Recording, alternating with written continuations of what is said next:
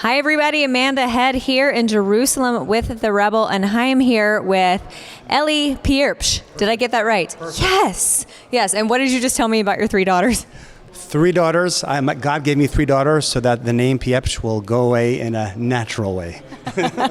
Get married off Exactly. to some nice normal names, Smiths and Jones and all of that. Cohen.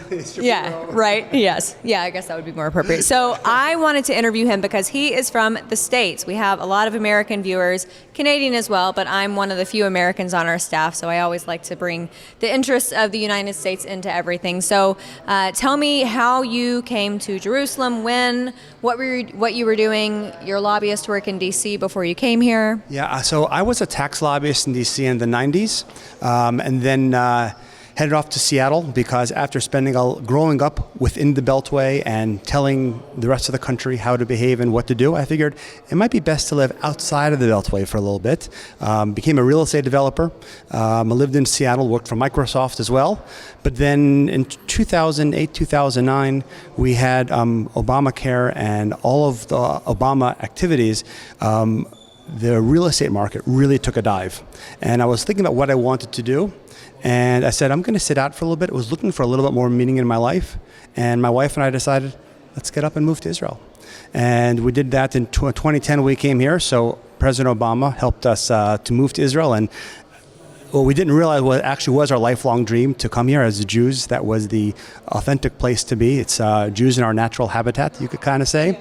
And surely because I had a background in D.C., I was asked to head up international affairs for all of the Israeli mayors in Judea and Samaria, in the most contentious part of Israel, the part of the Israel where Palestinians want to try to create their own state and try to displace those of us who I like to say resettled the area.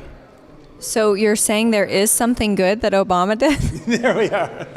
Okay. Not intentionally. Right, by proxy. So I want to ask you, and I've been asking people here throughout our trip, your connection with Israel and, of course, your connection with the United States. Being here and having a new administration, someone in office who is, obviously not a politician, not someone who is beholden to stockholders and, I guess he is beholden to stockholders, but, lobbyists and people with special interests. So it's a whole new thing that's happening over there in the Beltway than what any of us are really used to. What have you felt a shift with this new administration? I know from my side, it feels like there's a whole lot more support, and not just politically, but within the United States, just normal citizens. It feels like even normal Americans are more aware of the issues that Israel faces. And do you feel that? Do you feel not only the political support, but also just more support from the American people? I would say, I think the one thing that President Trump has introduced into this conflict, in this conflict zone, has been truth and reality. And you see that in the 3 things that President has done. The first thing is Jerusalem. Recognizing that Jerusalem is the capital of Israel. It's obvious to anybody who's been here, whether you like Israel, whether you don't like Israel, Jerusalem has been the capital. And not to acknowledge that is leading the Arabs and the Palestinians to a point where they don't have to deal with reality. There's no way you can achieve peace by living in a fake utopian world. You have to deal with reality. And the fact that Jerusalem is the capital of Israel doesn't harm the Palestinians. It just starts dealing with reality. Second thing President Trump did is he fulfilled the Taylor Force Act. For those of you who aren't familiar with the Taylor Force Act, Taylor Force was an American former Marine, or there never is a former Marine, but he was in Israel as part of a group with Vanderbilt University. He was murdered in a Palestinian terror attack, actually in Jaffa, not in Israel proper. And when that happened, there became an awareness that the Palestinian Authority sends hundreds of millions of U.S. taxpayer dollars every year to pay the families of terrorists.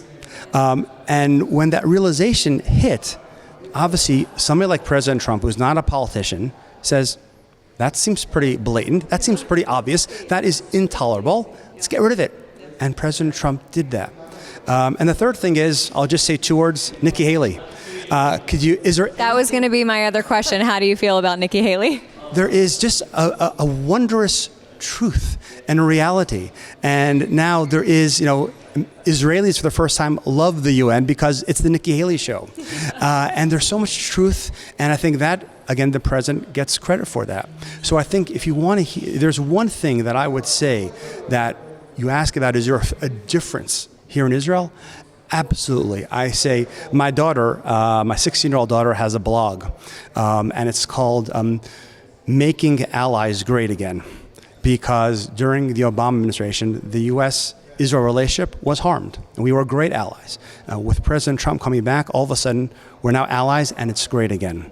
So I think there is a real harmony in between America and Israel, and I think it's all based on truth. And I think when President Trump talks about fake media and fake news and stuff like that, what he's getting at is we want truth, and everybody wants truth. And you look at this conflict and you look at what the president has done here. Has he solved it? No. But has he introduced a certain level of truth and accountability? Yes. That's why the Palestinians are scared. They've never had that. They've always been able to blackmail. When the president talked about, first back in December, that he was going to acknowledge that Jerusalem is the capital of Israel, Palestinians said, there's going to be a lot of violence. We're not going to, guess what? There was no violence. They can't get that anymore. The people, the Arab people, are sick of that kind of leadership. They don't want that anymore, and they realize it's a losing scenario. So they're just giving up. And now that there is no longer that they don't no longer have that leverage of throwing. Hey, we can just turn on raise the heat, and we can create a certain level of violence. All of a sudden, they don't have very much to go against, and the president called their bluff. I mean, the truth is always the best thing, whether it's pretty or ugly, and it's been both over the ages. So making America great again is probably helping to make Israel great again, too. Everybody, thanks for watching.